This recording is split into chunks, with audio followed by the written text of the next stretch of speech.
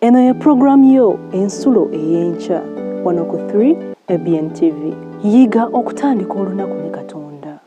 Omulabi waffe omulungi owa 3 ABN TV nyongera okwanirizaako nnyo mu program yaffe ennungi ensulo ey'enkya. Twebaza Katonda atukuumye ne bukya n'olwaleero nga tukyali balamu era nga tukyasomoka ogw'obulamu. Erinnya lye ligulumizibwe era liweebwe ekitiibwa emirembe gyonna. Twebaza Katonda oba oli awo bangi balimiranga essaawa zino olw'okuviibwako abaagalwa baabwe, naye ffe okubanga tukyali balamu n'essaawa ya kaakano tugwanidde okutendereza erinnya lya Mukama Katonda waffe.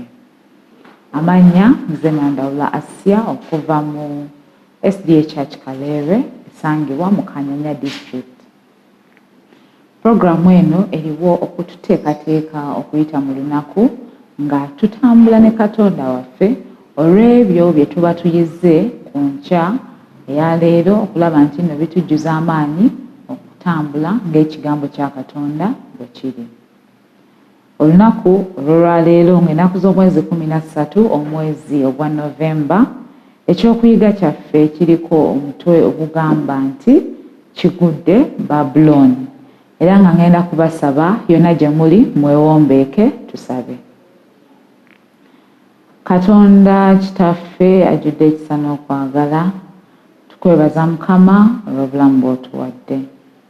Tukwebaza Mukama olw'okutuyisa mu kiro obulungi ne tutuusa essaawa zino nga tukyali balamu era nga tukyasobola okwogera ku linnya lyo. Mukama Katonda waffe abaddu bo n'abazaana bo nga beeteeseteese okuwulira ekigambo kyo, tusaba nga nkwegayirira otulungamye tusobole okutegeera buli kimu kye tugenda okuwulira. Beera wamu naffe okuyita mu kyokuyiga eky'olwaleero, Mwoyo Omutukuvu atulungamye tusobole okuyigira ddala obulungi. Bwentyo bwe nsabe nga mpita mu linnya ly'Omwana we Yesu Kristo Mukama waffe. Amiina. Ekyokuyiga kiriko omutwe ogugamba nti Kigudde Babbulooni. Era nga tugenda kukwatiramu Bayibuli zaffe tusome olunyiriri lwaffe olugenda okuva mu Kubikkulirwa essuula ey'e14. Tugenda kusoma olunyiriri olw'omunaana. Kubikkulirwa 14 olunyiriri olw'omunaana nga lugamba bwe luti: ne malayika omulala owookubiri n'agoberera ng'ayogera nti Kigudde, Kigudde Babbulooni, ekinene ekyanywesa amawanga gonna ku mwenge gw'obusungu bw'obwenzi bwakyo. Olunyiriri lutugambye ne malayika omulala owookubiri n'agoberera ng'ayogera nti Kigudde, Kigudde Babbulooni, ekinene ekyanywesa amawanga gonna ku mwenge gw'obusungu bw'obwenzi bwakyo. Mu biseera ebyo muzzukulu wa Nebukadneza yagenda n'awamba ebitukuvu bya Mukama Katonda, era oluvannyuma lw'okubiwamba omulabe n'amukozesa okubikoleramu ekintu ekyali tekisaana ekiriwa okubinyweramu omwenge ebyali ebitukuvu bya Mukama. Naye ekiro ekyo omukono gwawandiika ku kisenge oluvannyuma lw'ekikolwa ekyo ekitaali kirungi. Naye tutegeezebwa ng'abasomi ba Bayibuli nti ekyo ekyakolebwa era we waali okugwa kwa Babbulooni. Bwe tusoma, ngenda kubasaba tukwatirewo mu Bayibuli zaffe tusome mu Kubikkulirwa essuula ey'e14 olunyiriri olw'omukaaga n'olw'omusanvu. Tugamba nti ne ndaba malayika omulala ng'abuuka mu bbanga ery'omu ggulu ng'alina enjiri ey'emirembe n'emirembe okubuulira abatuula ku nsi na buli ggwanga n'ekika n'olulimi n'abantu.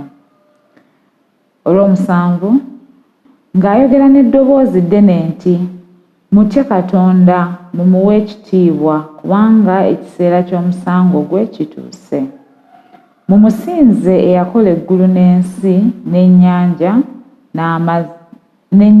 n'ensulo ez'amazzi.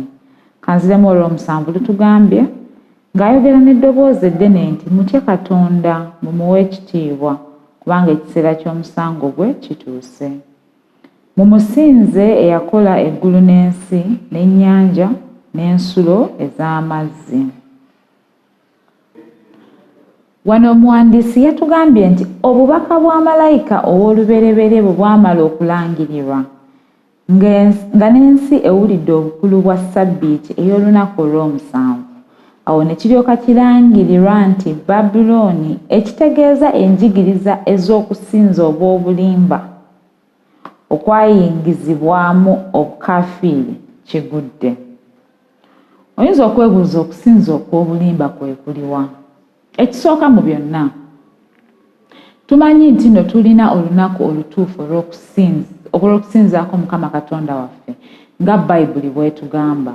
Naye bangi bakyamye okuva ku lunaku olwo, ntegeeza ssabbiiti ey'olunaku olw'omusanvu, Saturday. Bangi bakyamye okuva ku lunaku olwo, bo ne beekolerawo ebyabwe gamba ng'olunaku olwabwe olw'okusinza, ne bava ku nteekateeka ya Katonda nga bw'erina okubeera. Katonda bwe yali atonda ensi eno, oluvannyuma lw'okutonda ensi eno, Bayibuli etugamba nti yawummula ku lunaku olw'omusanvu era n'aluwa omukisa n'alutukuza. Era n'atulagira naffe okukola ki? Okumusinzaamu n'okuwummula ku lunaku olw'omusanvu. Naye oboolyawo bangi bavudde ku nteekateeka eya Katonda ne beekolera ebyabwe gamba ng'okusinza ku lunaku olutali lutuufu. N'ekirala, okusinza ebifaananyi n'okubigulumiza n'okubissa mu kifo ekya Katonda. Eyo nno nsinza si ntuufu. Tugwanidde okusinza Katonda yekka, oyo eyatutonda gwe tugwanidde okusukkulumya awamu n'okuwa ekitiibwa. Naye buli w'oteekawo omuntu mu kifo kya Katonda oba ekifaananyi mu kifo kya Katonda, nga gwe ky'osinza ky'oteekamu obwesige bwo, oba toli ku nsinza ntuufu wabula ensinza ekyamu. Okugwa kwa Babbulooni kuno kutuwa ekifaananyi ekyefaananyirizaako n'ebyo ebiribaawo mu nnaku ez'oluvannyuma. Abantu nga bavudde ku nteekateeka ya Katonda nga bw'erina okubeera. Abantu nga bavudde ku ntambula nga Katonda gye yatuwa tutambule. Oboolyawo nga kati ensinza eyandibadde ekolebwa ng'ensinza entuufu nga bwe twandigwanidde okusinza Katonda nga si bwe kiri, wabula abantu beegunjirizaawo ebyabwe bo ebibasanyusa nga bo era ebiwa omulabe ebbanga okufugira mu bulamu bwabwe. Ne beerabira nti nno Katonda mu nteekateeka y'okutonda omuntu yamuteerawo ne plan nga bw'alina okutambula, ng'omwe mulina okumusinza nga bw'alina okumusinza mu mwoyo ne mazima, okumusinza ku ssabbiiti entukuvu ey'omusanvu. Wano omuwandiisi agamba nti obubaka obwo obutaliimu kwekkiriranya buyinza okulabika ng'obutakkaanya na mpisa ya Katonda ey'okwagala, kuba buyinza okulabika ng'obubaka obukambwe, oboolyawo obubaka obulimu obukambwe obw'amaanyi. Naye atugamba nti wabula Katonda ow'okwagala ow'okwagala okw'ekimmemmette azze nga yeegayirira ensi okumala emyaka 6 baanirize ekigambo kye n'ebyo by'ayagala. Tufunye okuyigirizibwa okw'enjawulo okuyita mu bannabbi abazze babuulira abantu mu mirembe egy'edda. Tufunye okuyigirizibwa okuyita mu Bayibuli yennyini ng'etuyigiriza. Twafuna n'omukisa ogw'Omwana wa Katonda Yesu Kristo eyaweerezebwa okuva mu ggulu ng'ayambadde mu mubiri gwe empisa ez'eggulu ko n'okwolesa empisa zonna ez'amazima za Kitaawe. Okuva mu budde obwo Ekkanisa ezze ebuulira n'okuteeka mu nkola obubaka bwa Katonda era n'Omwoyo Omutukuvu azze alumirizanga emitima. Okubuulirako kubaddewo nga tutegeezebwa ki kye tusaanidde okukola, nga tutegeezebwa Katonda tugwanidde kumuwa kitiibwa kyenkanawa, ye ate tugwanidde tutya okumuwa ekitiibwa. Ti Katonda tugwanidde kumusinza mu ngeri ki? Naye oboolyawo omulabe atuzibye amaaso okuba nti nno obubaka buno etubuulira tetubussaako nnyo mwoyo, oboolyawo obubaka buno tebukola nnyo makulu mu bulamu bwaffe, ne tusalawo okugenda n'ebyo omulabe byagunjizaawo ebitujja ku kigambo kya Katonda wamu n'okutambula nga Bayibuli bw'egamba. Nandisi agamba nti ekiseera kidduka mbiro, Katonda anaatera okulangirira okuyita kwe okusembayo. Abo abali mu Babbulooni ekyagwa balina okuyitibwa okuyingira mu musana omujjuvu ogw'ekigambo kya Katonda. Leero bangi baanukudde. Tugwanidde okudduka okuva mu Babbulooni ekyagwa ekijjudde enjigiriza enkyamu era enjigiriza ezikontana nga Katonda bw'atugamba mu Bayibuli. Waliwo enjigiriza nnyingi naye nga tezikwatagana nga Bayibuli bw'egamba era nga zituwabya okutujja ku mulamu omutuufu ogw'okusinza Katonda awamu n'okugoberera ekigambo kye nga bwe kigwanidde okugobererwa. Gamba nga bantu bangi bakkiriza nti omufu bw'afa baba bakyasobola okwogera naye, era waliwo n'enjogera etera okwogerebwa nti omuntu awummule emirembe, oba abamu ne babeebuuza nako abafu ababeera baafudde awamu n'okubawa ku magezi kuba bakkiriza nti nno abantu abo babeera basobola okubawulira ate era baba basobola n'okubayambira ddala mu bulamu buno obw'ensi. Ekyo nno tekiva mu bbanga naye kiva mu njigiriza ez'enjawulo ezibeerawo era eziyigirizibwa abantu ate nga ziraga nga ddala kyekituufu ekigwanidde okutambulirako naye ate nga si kyekituufu.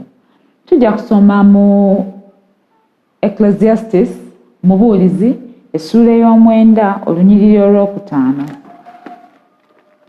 Mubuulizi essuula ey'omwenda olunyiriri olwokutaano watugamba wati.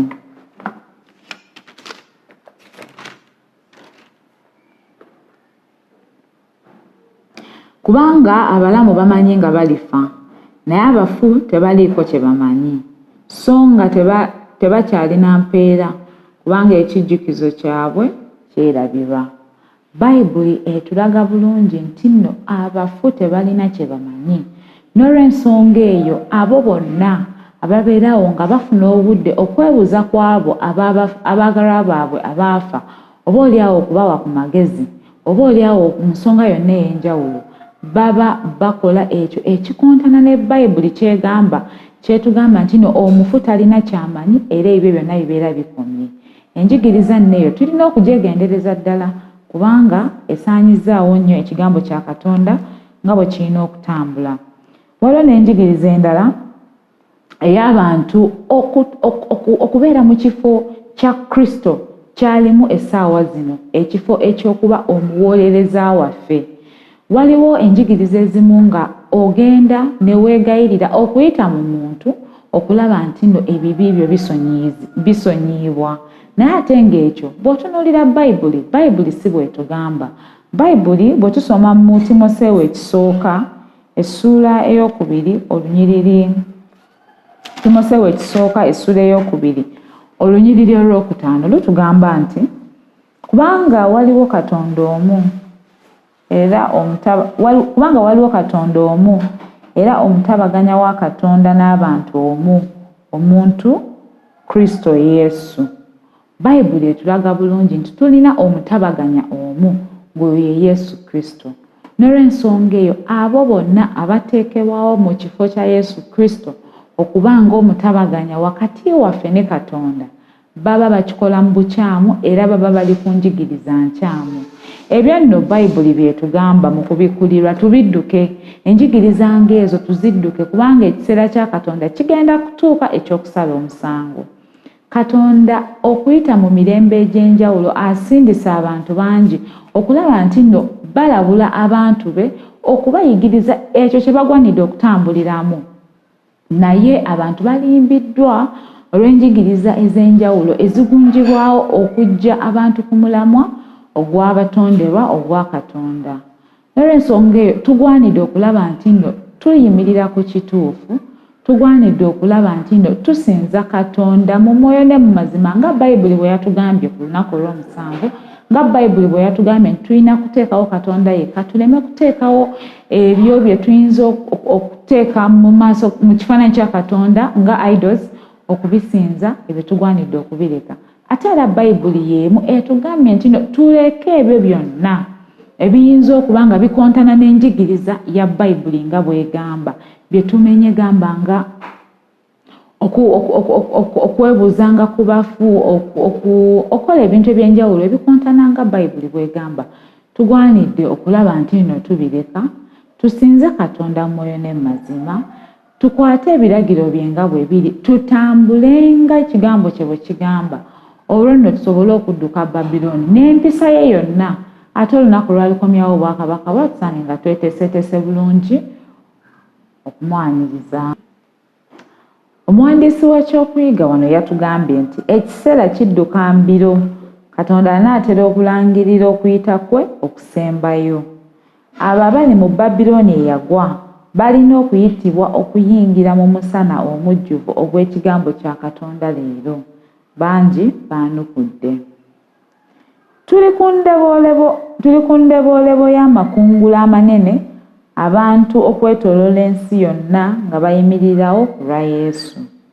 Ekkanisa keemalirire okuteeka mu nkola obubaka obukulu obw'ekiseera kyaffe era ebutegeeze abantu mu kisa. Olina mikwano gyo mingi, oba oli awo bayinza okuba tebamanyi bukulu bwa kusinza Katonda mu mwoyo ne mu mazima, oba oli awo bayinza okuba balina embeera gye batambuliramu naye nga bo balaba y'embeera entuufu olw'ebyo bye bayigirizibwa eby'enjawulo ate nga bibakyamya okuva ku kigambo kya Katonda. Olina omulimu omunene okulaba nti n'abantu abo obategeeza ki ekituufu ekigwanidde okukola. Olina omulimu okulaba nti n'abantu abo obategeeza ensinza entuufu gye bagwanidde okusinza Mukama Katonda waffe nga Bayibuli bw'etugamba. Ate era n'okutambula mu ntambula zaabwe zonna ez'enjawulo nga batambulira ku njigiriza entuufu erambikibbwa mu Bayibuli gye basaanidde okutambuliramu okuweesa Mukama Katonda waffe ekitiibwa. Nsaba Mukama atubeere nga tukola omulimu gwe okulabula abantu ab'enjawulo okuva mu Babbulooni, okuleka ebyo bye bakola ebitasaanidde era ebikontana n'ekigambo kya Katonda nga bwe kiri. Ate era naawe ali eyo ng'olina by'okola naye nga bw'osoma Bayibuli ekulaga bulungi nti n'ogwanidde okusinza Mukama Katonda wo ku lunaku olw'omusanvu ye Ssabbiiti ye naye nga tokikola, kyekiseera nno odduke obusungu bwa Katonda kuba okulabulako weekuli, odduke osobole okuba nga weeyunga ku ggwanga eddonde erya Katonda era erimusinza mu mazima nga bw'atugamba mu Bayibuli. Kyekiseera odduke enjigiriza eyo yonna eyakuyigirizibwa, oyinza okuba ali okyali muto nejja ng'ekuyigirizibwa mu kukula ng'otuusiza ekiseera eky'okwesalirawo, olina eddembe ly'okwesalirawo ki ekituufu ky'ogwanidde okukola. Muganda wange mwannyinaze, saba Mukama atubeere era akuyambe ng'okola okusalawo, okole okusalawo okutuufu, okole okusalawo okunaakujja mu kusinza okukyamu wabula osinze Katonda mu butuufu bwakyo.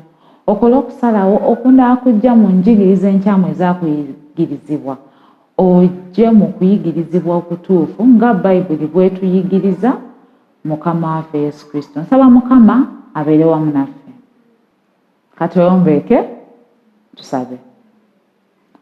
Omukulu Katonda Kitaffe ajjudde ekisa n'okwagala, tukwebaza Mukama olw'ekiseera ky'otuwadde okuyiga ku kigambo kyo. Tukwebaza Mukama olw'obubaka obw'olwaleero. Mukama Katonda waffe tujja mu maaso go, teeka abaddu bo n'abazaana bo mu maaso go Mukama, nga tutambulira mu mbeera y'ensi eno etujja ku kigambo kyo nga bwe kiri Mukama. Teeka abaddu bo mu maaso go, nkusaba nga nkwegayirira oyongere okutuyigiriza n'okutumanyisa ddala ki ekituufu kye tugwanidde okukola Mukama. Tulekerengaawo okusinza nga bwe twagadde naye tukusinze ng'ekitiibwa kyo bwe kiri. Mukama entambula zaffe zonna zibeere nga ziweesa erinnya ly'ekitiibwa. Mukama Katonda waffe nyongera okuteeka abaddu bo mu mikono gyo, obabeere okuyita mu lunaku Mukama, enkisa gye wasuubiza gibeere wamu naffe ffenna. Yongera okuba wamu naffe okuyita mu lunaku lwonna olwaleero kuba Yesu Kristo Mukama waffe. Amiina. Yiga okutandika olunaku ne Katonda, olwo nno ebisuubizo bye birabike gy'oli.